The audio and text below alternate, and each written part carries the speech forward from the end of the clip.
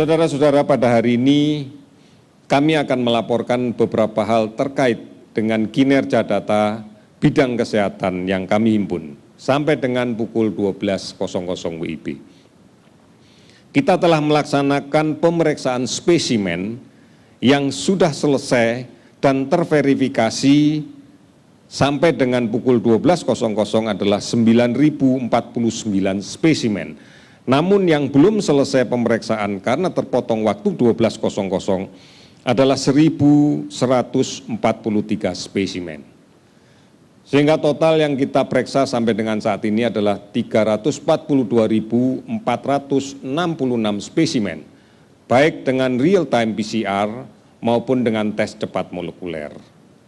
Hasil pemeriksaannya kita dapatkan bahwa konfirmasi COVID-19 positif sebanyak 609 orang, totalnya menjadi 27.549 orang. DKI Jakarta segera menerapkan status pembatasan sosial berskala besar pada Jumat 10 April mendatang.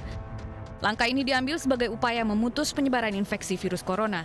PSBB diterapkan setelah mendapat persetujuan dari Menteri Kesehatan Terawan Agus Putranto. Jadi, bagi masyarakat Jakarta yang akan nanti kita lakukan mulai tanggal 10, utamanya adalah pada komponen penegakan. Karena akan disusun peraturan yang peraturan ini memiliki kekuatan mengikat kepada warga untuk mengikuti.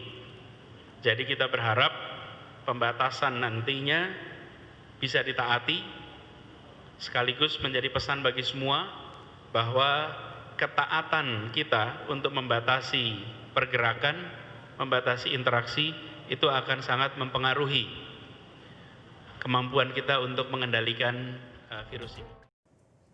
Gelombang PHK mulai terjadi. Jumlah pekerja yang terkena pemutusan hubungan kerja dan dirumahkan mencapai 2,8 juta.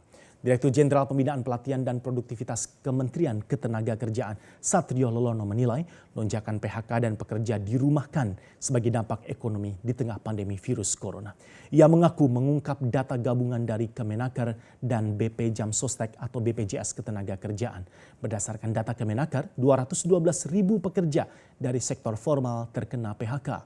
Kemudian pekerja formal yang dirumahkan sebanyak 1,2 juta dari sektor non-formal. Kemenaker mencatat sekitar 282.000 orang tidak memiliki penghasilan. Sementara itu berdasarkan data dari BP Jamsostek, pekerja yang dirumahkan dan terkena PHK mencapai 454.000 orang dari sektor formal dan 537.000 orang dari sektor non-formal.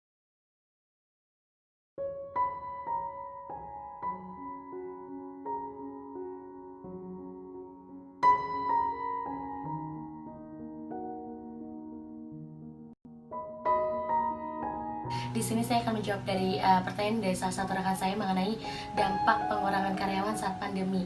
Nah, menurut saya pribadi sih untuk dampak pengurangan itu terjadi karena tidak ada income masuk yang terjadi pada perusahaan tersebut atau bisnis tersebut. Nah, maka dari itu mungkin salah satu caranya itu dengan cara pengurangan karyawan. Karena banyak nih kan untuk saat ini banyak perusahaan-perusahaan atau bisnis-bisnis yang tutup akibat pandemi.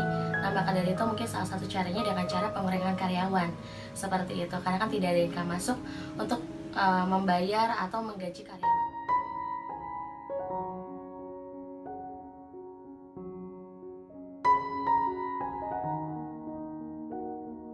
Ini keluh kesah karyawan saat menghadapi pandemi saat ini. Kalau menurut saya pribadi sih, kalau untuk keluh saya itu lebih ke transportasi kali ya, karena kan untuk transportasi yang biasa digunakan itu kan ojek online. Nah, maka dari itu biasanya untuk saat ini kan ojek online-nya lagi nggak bisa digunain nih. Nah, maka dari itu mungkin lebih ke transportasi aja sih, dan lebih ke kayak berhati-hati aja, karena pekerjaan saya pribadi sih lebih kayak bertemu banyak orang, berinteraksi dengan orang. Nah, lebih berhati-hati aja, lebih harus menjaga diri, dan lebih bersih lagi dari sebelum-sebelumnya kali ya itu ya. Itu aja dari saya, terima kasih, salam sehat.